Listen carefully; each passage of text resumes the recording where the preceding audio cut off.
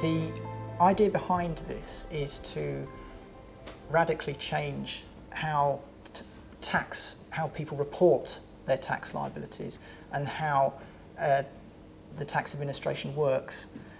And the aim is to actually make the whole system more effective, to make it more efficient and easier for taxpayers. And the way that they are intending to do this is through the implementation of a fully digitised tax system. How you keep your records has largely been up to you, but in future, records must be kept on software. The Revenue were trying to do away with spreadsheets, which is a favourite of many taxpayers and accountants, to be honest. But there was such an outcry against that they've now said that spreadsheets can be used as part of this process, but that they will have to be compatible with HMRC's software, otherwise they won't be used. Under the new regime, you will submit a quarterly update to HMRC, and potentially you will align the time period for that quarterly update with your VAT quarters if you are within the VAT regime. The quarterly update will, in theory, be the results that you have been keeping on your bit of software, and in the Revenue's mind, you will just click update on a quarterly basis, and this information will flow up to HMRC. They will then take that information, put it on a personal tax account for you or your company if you're incorporated, and you will see what your taxable profit is and what your potential tax liability is at every quarter. You then have an end of year update, and that must be submitted within 10 months of your year end. Now the information in that update will be what forms your actual tax liability and what you will have to pay tax on. Moving forward, the Revenue are going to encourage you to voluntarily pay as you go. So if you submit your quarterly update, you will see what the tax liability is at that point. And the Revenue think it would be a good idea if you perhaps put towards that liability at that point. Now, they've said at the moment that it is not mandatory to do so, but you don't know where this is going to go in the future.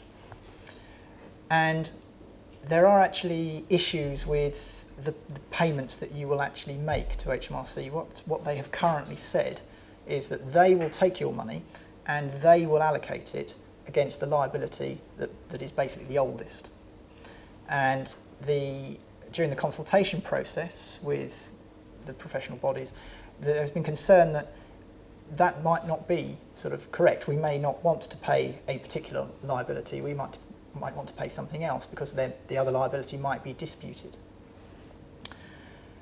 The other main issue is that the Revenue won't give you interest on any payments that are made. So really, at the moment, the best bit of advice would be to, when you're submitting your updates, is to look at what the potential liability is and potentially set that aside yourself. So open another bank account, perhaps solely for tax purposes. Hopefully it might pay some interest, and just store it there. And then when you have to pay a liability, that is the point that you pay it to HMRC. That gives you obviously more control over your money and perhaps gives you some element of interest on it.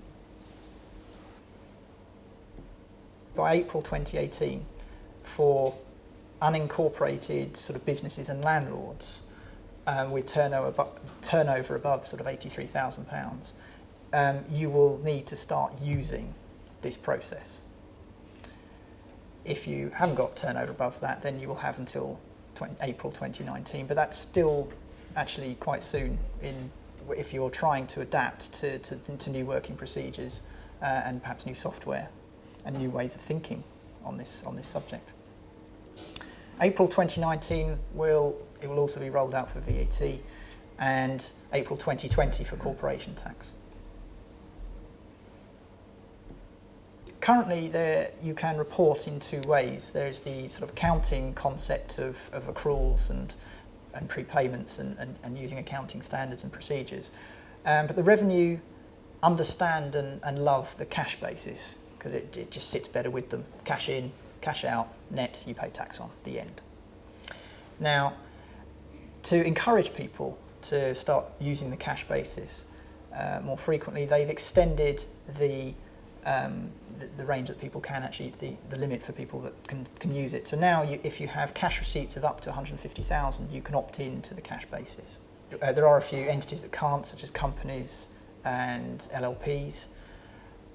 And the cash basis does fit better with digital record keeping in that it's just easier to submit on a quarterly basis, money in, money out, without having to worry about any accounting adjustments that would normally have to be made.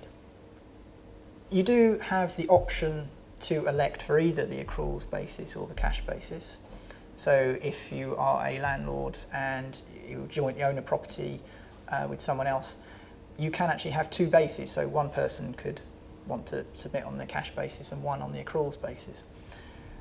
If you're married, you don't have that option. You both have to go one way or the other. Unincorporated businesses are also going to have to do the same thing. They're your sole traders. They again can use the cash basis, and the entry threshold to use that has been increased, or will be increased, sorry, to 150,000. Once you're in the cash basis, they won't chuck you out until you reach 300,000. The benefits of this new regime is, as has been pointed out by HMRC, is to give the UK the most digitally advanced tax system in the world. And the idea is that this will reduce errors, which the revenue estimate are approximately 8 billion a year. They want to encourage people to get their tax liabilities right first time, and their feeling is that if you are using accounting software, then this will help you by forcing you or encouraging you to put the right figures in the right boxes. So if you put something in the wrong place, there would be a nudge or a prompt that would come up that would say, no, I think you've got that wrong, put it somewhere else. They're also very keen to make sure that people are sort of taxed in real time. So at the moment, a lot of people can go through 12 months, submit their financial records to your accountant, we'll prepare it, and then we tell you what the liability is, and that can be a shock. The revenue would prefer that you knew as you go what your liabilities are, so that you perhaps put money aside and pay them.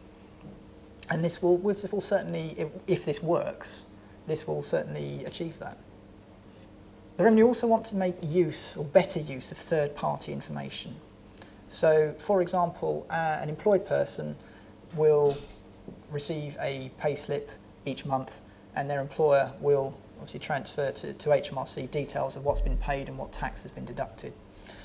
What the revenue will now do with that information is that they will take that across to your personal tax account so that you can see this information at the same time as pretty much your employer.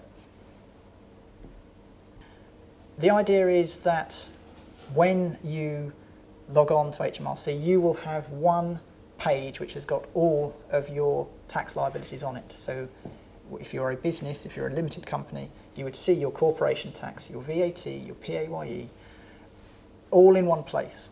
At the moment, you have to log into different screens for different taxes, which is confusing. The most controversial, in my view, the most controversial point of this is the end of the tax return. So you will no longer have to submit a corporation tax return or a personal tax return.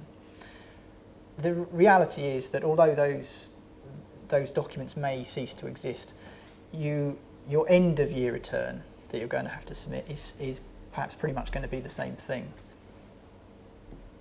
The other benefit from perhaps my point of view as an advisor is that we might get better planning opportunities with each person, because if you're having to submit information on a quarterly basis, we will see what is going on more readily in your business, and if there are transactions coming up, we might be more aware of them, and there might be more planning that can be done around them. The sort of start time of April 2018 is very tight given the uncertainties that still exist around the whole process. When it's time to go live, on the first day that it starts, HMRC systems usually fall over. I mean, the last time that they did something major was with pay-as-you-earn and real-time information reporting, and that was extremely difficult for a prolonged period of time, as the revenue system sort of struggled to deal with what they were being given. And this is far more dramatic and all-encompassing than that was. So we're sort of, if they are going to keep to this timetable, we just have to cross our fingers and hope for the best.